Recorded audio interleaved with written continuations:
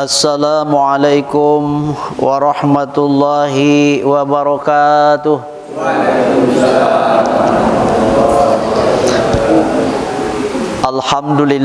Alhamdulillahilladzi qad ba'asa nabiyya wa rasula wa ja'ala sayyidina Muhammadin sallallahu alaihi wasallam khatimul anbiya'i wal mursalin. Asyhadu an la ilaha illallah wahdahu la syarikalah wa asyhadu anna Muhammadan abduhu wa rasuluhu alladzi la nabiyya ba'dah. Allahumma rabbis rahli sadri wa yassirli amri wahlul 'uqdatam min lisani yafqahu qawli. Faqulu subhanaka la ilma lana illa ma 'allamtana innaka antal alimul hakim. Amma ba'd. Pertama, alhamdulillah, puji beserta syukur kepada Allah Subhanahu wa taala karena dengan berbagai limpahan rahmat beserta nikmat, kesehatan, kesempatan, kemampuan hati dengan cahaya iman dan Islam serta ketakwaan, sehingga kita dapat hadir di Masjid Baitur Rahim dalam rangka melaksanakan perintah Allah, sholat subuh, dan alhamdulillah dapat kita berjamaahkan bersama. Mudah-mudahan ibadah kita dapat diterima dan kita menjadi orang-orang yang mulia di sisi Allah Subhanahu wa taala. Kemudian salawat seiring salam selalu tercurah kepada junjungan kita, baginda kita Nabi Muhammadin sallallahu alaihi wasallam. Allahumma sholli ala sayidina Muhammad wa ala sayyidina Muhammad. Yang saya hormati Bapak Imam, yang saya hormati Ketua Masjid, yang saya hormati bapak-bapak, ibu-ibu, jamaah semua yang hadir pada kesempatan ini, yang mudah-mudahan dimuliakan oleh Allah Subhanahu wa taala. Pada kesempatan ini alhamdulillah kita dipertemukan kembali dalam acara yang sama setiap waktu subuh pagi di hari Sabtu ini, bertemu dengan Pak Adik Sahidin dalam rangka kita sama-sama membahas fikih Safinatun Najah dalam hal muamalah hablum minallah wa hablum minan nas. Dari urusan dengan Allah, urusan kita dengan manusia, ya. Pada kesempatan ini kemarin kita telah berbicara mengenai masalah sujud sahwi, ya dah? Sujud sahwi. Ya Pak. Ibu-ibu ya. Sekarang kita akan berbicara, karena kemarin berbicara mengenai tentang abad sholat, ya, yang harus sujud sahwi itu di dalam sunatnya tuh yang mana abad sholat itu, ya. Maka sekarang saya sampaikan paslun satu judul abadus sholati sab'atun at-tashahhudul awwali wa qu'uduhu wa sholatu ala nabi Muhammadin sallallahu alaihi wasallam fihi wa sholatu ala alihi pitashudil akhir wal kunutu wal qiyamuhu wassalatu wassalamu ala nabi wa ala alihi washabihi fihi. Sekarang kita akan berbicara bibayani adadil abadi minas sholat. Kita akan berbicara tentang adad-adad atau hitungan-hitungan yang harus kita sujud sahwi ketika kita kesalahan dalam melaksanakan ibadah kita.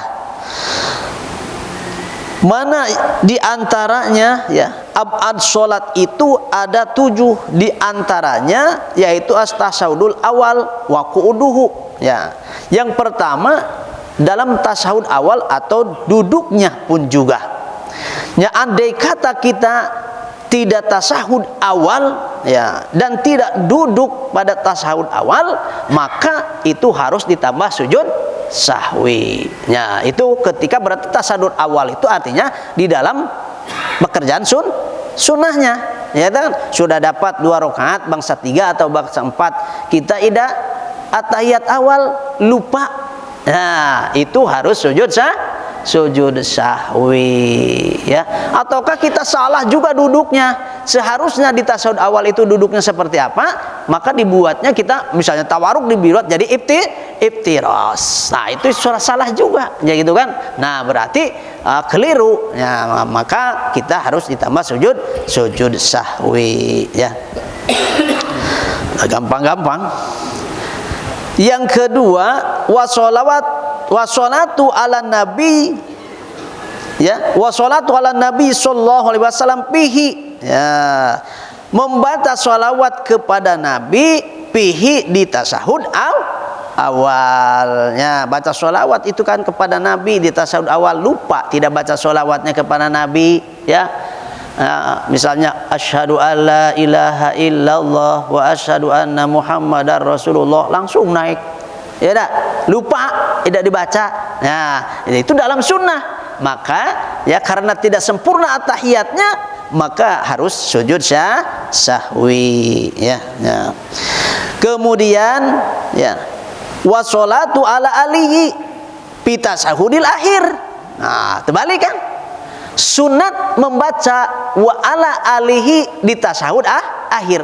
Kalau Allahumma sholli ala Sayyidina Muhammad di tasahud akhir, hukumnya wajib. Ya, hukumnya wajib. Tapi di tasahud awal hukumnya sunat. Di tasahud akhir hukumnya wajib.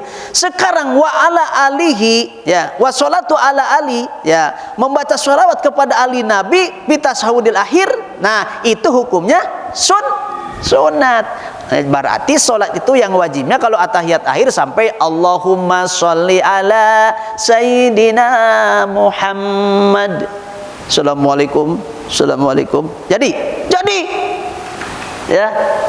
Terus dilanjutkan wa ala ali Sayyidina Muhammad. Hukumnya sunnah. Nah, itu sepele, tapi kan manusia tidak ngerti. Itu kan kita tidak ngerti. Itu kan kadang mungkin ketika ada orang sholat di saud akhir, Allahumma sholli ala Sayyidina Muhammad. Assalamualaikum. Salah orang itu sholatnya.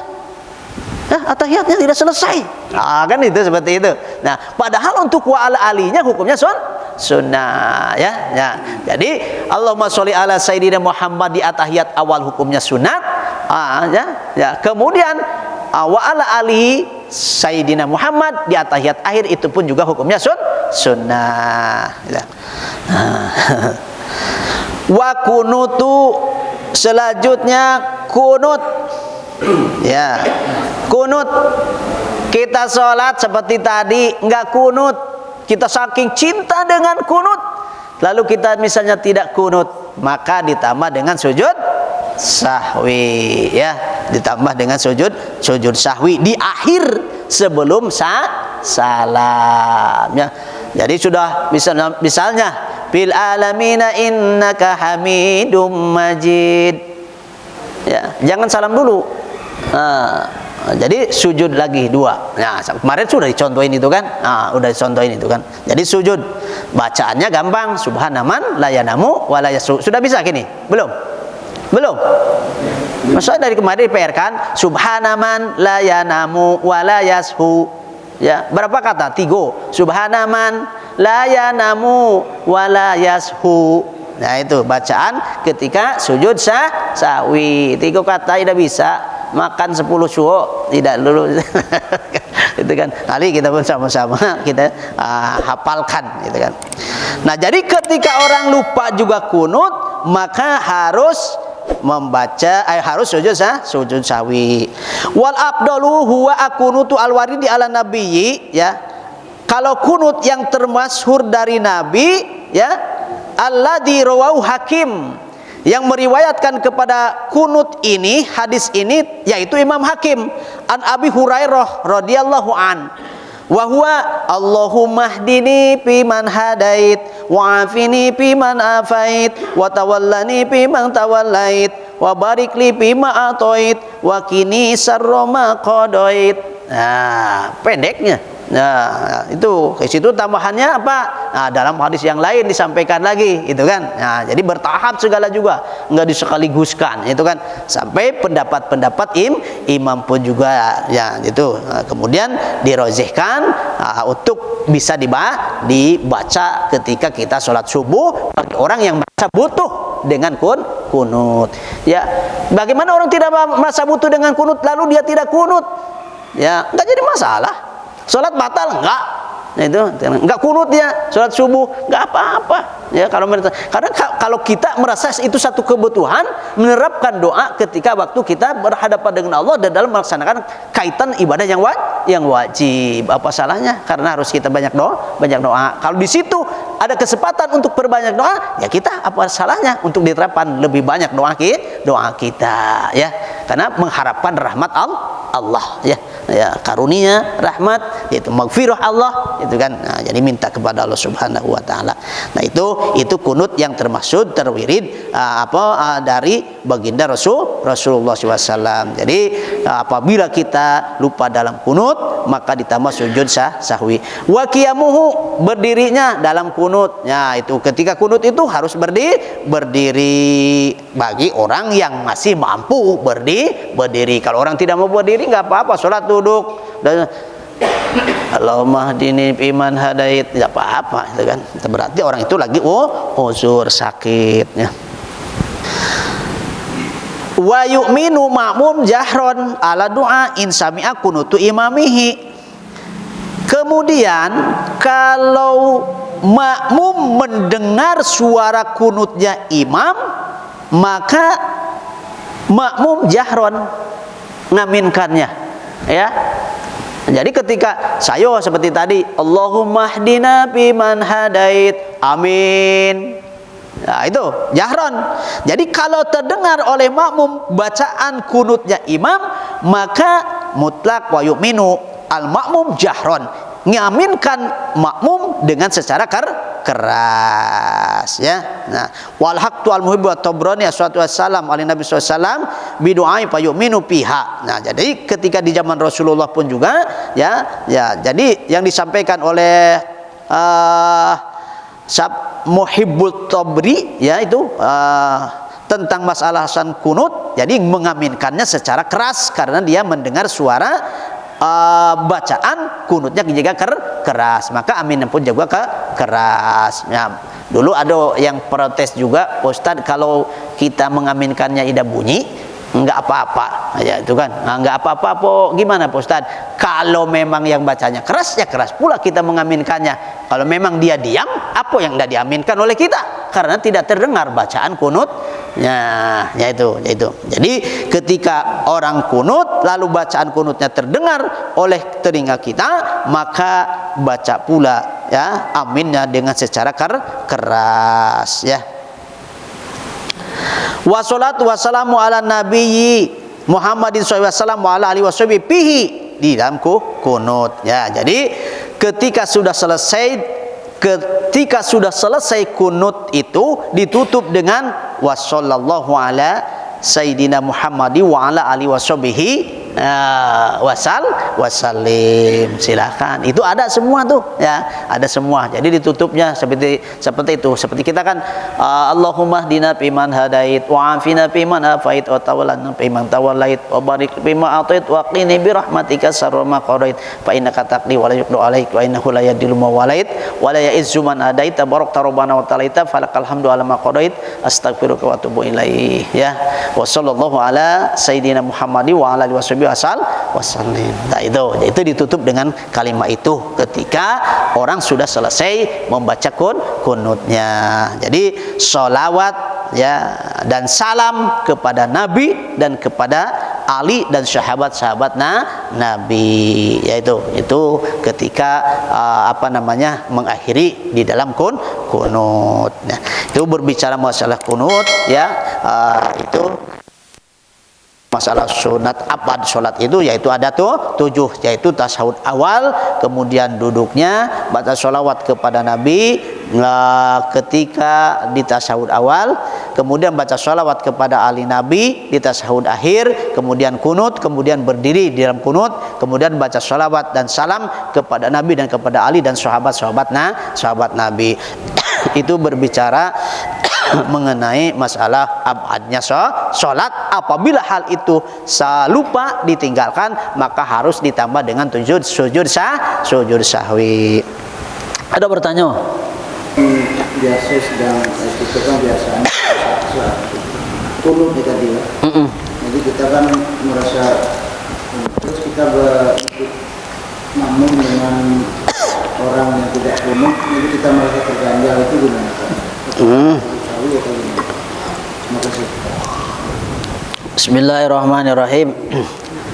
Kita orang biasa kunut, ketika kita ngikuti ke orang yang tidak kunut, kita jadi makmum. Jadi makmum, imamnya tidak kunut. Ya, kalau imamnya tidak kunut, kita jangan kunut juga. Walaupun merasa terganjal karena dalam hak-haknya sunnah, jadi tidak membatalkan. Jangan macam ini. Karena kita terbiasa dengan kunut, orang imam kita tidak kunut, sendiri awal di belakang, Allahumma hdini fiman hadait, tidak boleh. Jadi kalau makmum harus mengikuti imam dalam kaidah-kaidah sunnah, ya, maka jangan memaksakan diri kalau kita masih mengikuti ke orang lain. Artinya kita jadi makmum. Kalau makmum tergantung imam, ya. Jadi jangan memaksakan sendiri, harus kunut. Tapi kalau yang bijak biasanya, imamnya ngerti tapi dia tidak mau melaksanakan kunut, dan bukan dia mengatakan bahwa kunut itu salah, tapi dia tidak terbiasa, biasanya memberikan waktu sejenak bisanya. Ya, ada yang seperti itu, ya, ada yang seperti itu, sebentar itu kan, itu ada. Tapi bagi kita yang lebih bagusnya tetap aja tak usah melaksanakan kunut sendirian, kita ngikut kepada imam saja, ya, kepada imam saja. Itu enggak perlu sujud sahwi kita, karena kita mengikuti imam tersebut, ya. Tuh.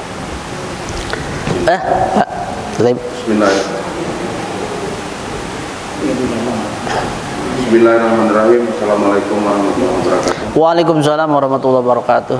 Ini Pak Ustadz, mungkin kemarin sudah dijelaskan ini kemarin juga, kebetulan saya tidak bisa hadiran. Iya. Ini pernah hadiran waktu zaman Rasulullah, juga saya pernah mengalaminya. Ketika kita tinggal ini, tapi setelah salam, Pak Ustadz, setelah salam, kalau udah ini baru tadi ketinggalan itu. Ya, bagaimana tata cara sahwi? Karena para ulama katanya pernah sujud sahwi juga. Iya. Setelah udah salam. Ya. Udah salam, ada yang lupa. Ya, baru ingat. Baru nggak tahu. Kalau yang dikasih tahu Rasulullah itu, kalau tidak salah, hitungan sholat. Assalamualaikum, dia barak ke belakang, ya. Ya Rasulullah, apakah sengaja apa lupa? Ingat Rasulullah, langsung balik, naik lagi. Nah itu hitungan rokaat kalau tidak salah. Hitungan rokaat Rasulullah ketika salah. Nah itu seperti itu. Kalau ada yang ngasih tahu, wajib itu mesti harus itu. Asal kita belum bicara lain, ya, ya itu baru nengok ke belakang, misalnya baru terus ada yang mengingatkan. Apakah salah sengaja apa tidak ya Rasulullah, balik lagi Rasulullah naik. Nah itu nggak jadi masalah kalau dalam yang wajib. Tapi kalau kaidah di dalam yang sunat tidak perlu dikejar lagi, selesai di situ, itu kan. Jadi tidak perlu kita kembali lagi, langsung aja selesai sholat kalau diakhirinya. Kalau Rasulullah yang nasihat itu ketika hal yang wajibnya kurang rokaat, kalau tidak salah itu, kalau di dalam hadisnya kurang rokaat, jadi dia balik lagi, langsung dia naik lagi, asal belum berkata apa-apa. Ya disempurnakan, cukupkan. Dalam arti nantinya pun juga tetap tahiyat lagi, tidak hanya ditambah dengan rokaatnya saja, langsung ketika sudah sujud 2 kali langsung salam, enggak, disempurnakan dengan tahiyatnya juga. Nah, tapi kalau dalam sunnah, kalau kita sudah lupa, ya sudah, tidak jadi masalah, ya. Itu. Bagaimana kalau ragu-ragu diri sendiri? Kemarin saya karena tidak ngaji, ya. Nah, bagaimana kalau seperti tadi juga, assalamualaikum, selesai. Tapi sholat sendiri, yang ngasih tahu enggak. Sholat itu memang kurang di pandangan Allah, gitu. Tapi kita yang ragunya, ketika sudah assalamualaikum, lah sholat itu 3, misalnya bangsa 4. Tapi kita udah salam, udah bebirit, ala asaro, tidak ada mempengaruhi, udah aja, ya, yakinkan aja 4 sudah, gitu kan. Tapi kalau ragu dalam niat takbiratul ihram, ketika niat, wah itu tidak bisa toleransi, walaupun sudah salam, udah bagaimana, itu harus ulang kembali sholatnya, gitu. Sholat lagi. Kemarin situ sampaikan. Sholat orang mabuk, ya, ingat lagi, saya tambahkan lagi. Ya. Ya. Tentang masalah sholat orang masih mabuk gitu kan, bolehlah kita makmum maupun tidak boleh. Orang mabuk itu ya, orang mabuk itu di dalam Quran nyatakan ya, wala taqrabus shalah wa antum sukara. Jangan kamu mendekati sholat sementara kamu masih mabuk. Jangankan sholatnya, dekatnya pun tidak boleh. Ya, kemudian ditambah lagi dengan hadis, kalau orang itu mabuk ya, maka ibadahnya itu 40 hari tidak diterima. Ya. Jadi 40 hari tidak diterima. Jadi fi jawfihi fi batnihi miqdaruhu arba'ati ayyam, arba'una ayyam, 40 hari, jadi dia masih bergulir gitu dalam pandangan Allah di dalam hadis itu. Jadi 40 hari belum diterima ibadahnya, itu kan. Maka hati-hati kalau kita ada orang masih gemen mabuk jadi imam, usir, itu kan, tak usah kita ngikuti juga, itu kan. Nah, itu bahaya, itu kan. Itu. Nah, itu kan ada seperti pandangan hukum seperti itu. Kalau dalam Quran mutlak ada toleransi, jangan dekat-dekat sholat, jangan melakukan sholat. Kemudian dalam hadis di tafsiran lagi bahwa 40 hari di dalam perutnya minuman tersebut apa aja, bahwa orang yang paling sadis diharamkan seperti daging babi misalnya, apa saja itu selama 40 hari itu tidak boleh ya. Ibadahnya tidak diterima, sholatnya jadi-jadi saja tapi tidak bermutu, gitu kan. Gitu kan. Ada yang mengatakan tidak sah sama sekali, ada yang mengatakan sah tapi tidak bermutu, sama lepas kewajiban, gitu. Ini saja, mohon maaf. Assalamualaikum warahmatullahi wabarakatuh. Waalaikumsalam. Alhamdulillah.